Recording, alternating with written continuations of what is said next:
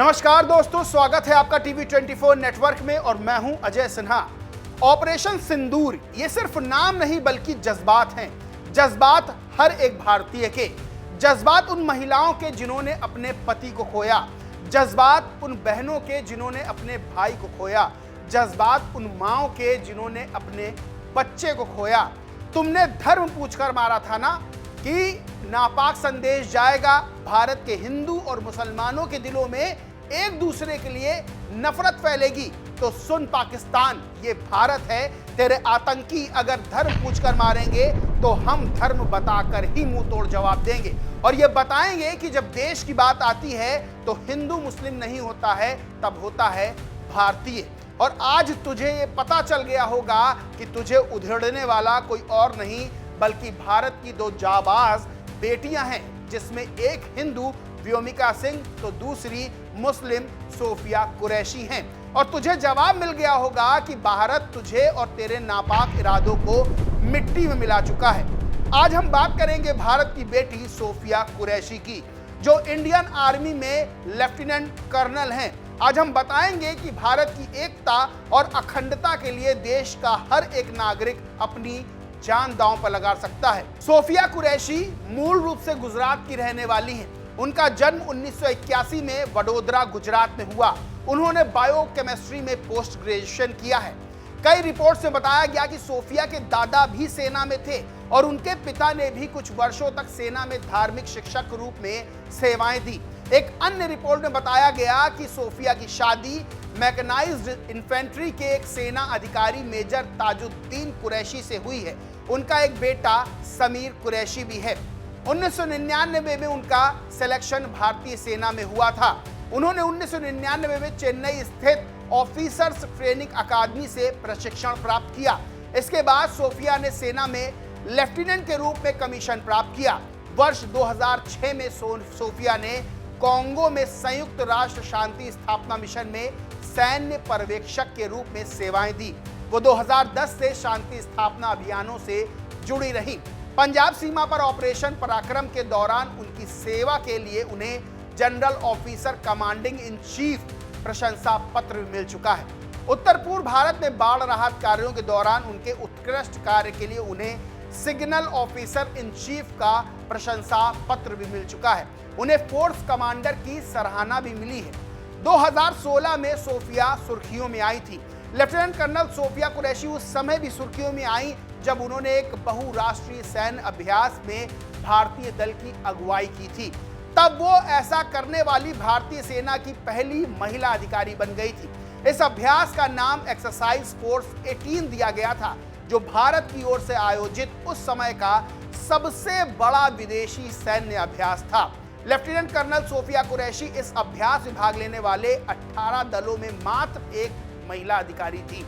अब आपको बताते हैं कि जो ऑपरेशन सिंदूर हुआ उसको लेकर बकायदा प्रेस ब्रीफिंग की गई और व्योमिका सिंह और सोफिया कुरैशी ने क्या जानकारी दी।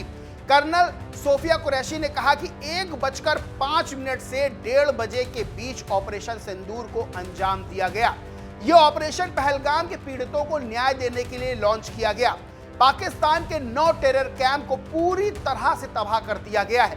पाकिस्तान में 3 दशकों से टेरर इंफ्रास्ट्रक्चर का निर्माण हो रहा है। यह पाकिस्तान और पाकिस्तान के कब्जे वाले जम्मू कश्मीर में फैले हैं। इन लक्ष्यों का चयन एजेंसियों के सटीक इनपुट के आधार पर हुआ और इस बात का ध्यान रखा गया कि आम नागरिकों का जीवन खतरे में ना हो। अब आपको बताते हैं कि आगे कुछ क्या बताया गया। पीओजेके के आतंकी कैंप को नष्ट किया गया। बताएंगे आपको कि इंडियन आर्मी, इंडियन एयरफोर्स ने क्या जानकारी दी है और किस तरह से किन किन आतंकी कैंपों को नष्ट किया गया है। सवाई नाला कैंप 20 अक्टूबर 2024 सोनमर्ग, 24 अक्टूबर 2024 गुलमर्ग और 22 अप्रैल 2025 पहलगाम के आतंकियों ने यहीं से ट्रेनिंग ली थी। सैयदना बिलाल कैंप, मुजफ्फराबाद का यह कैंप जैश का एरिया है। यह हथियार, विस्फोटक और जंगल सर्वाइवल ट्रेनिंग का केंद्र था। गुलपुर कैंप, कोटली में स्थित लश्कर का यह कैंप एलओसी से 30 किलोमीटर दूर था, जो कि राजौरी और पुंछ में सक्रिय था। 20 अप्रैल 2023 को पुंछ में और 9 जून 2024 को तीर्थयात्रियों के बस हमले में शामिल आतंकियों को यहीं पर ट्रेन किया गया था। बरनाला कैंप बिम्भर ये एलओसी से 9 किलोमीटर दूर है और ये हथियार हैंडलिंग, आईईडी और जंगल सर्वाइवल ट्रेनिंग का केंद्र था। कोटली का अब्बास कैंप ये एलओसी से 13 किलोमीटर दूर है। इसकी कैपेसिटी 15 आतंकियों को ट्रेनिंग देने की थी। यहां लश्कर का फिदायीन तैयार होता था। पाकिस्तान में स्थित आतंकी कैंप, क्योंकि 100 किलोमीटर अंदर तक घुसकर भारतीय सेना ने पराक्रम दिखाया है और पाकिस्तान के आतंकी कैंपों को तबाह किया है। अब आपको बताते हैं कि पाकिस्तान में स्थित कौन कौन से आतंकी कैंप तबाह किए गए हैं। सियालकोट का सर्जल कैंप ये सांबा और कठुआ के सामने इंटरनेशनल बॉर्डर से 6 किलोमीटर दूर है। मार्च 2025 में जम्मू कश्मीर पुलिस के 4 जवानों की हत्या करने वाले आतंकियों को यहीं पर ट्रेनिंग मिली थी।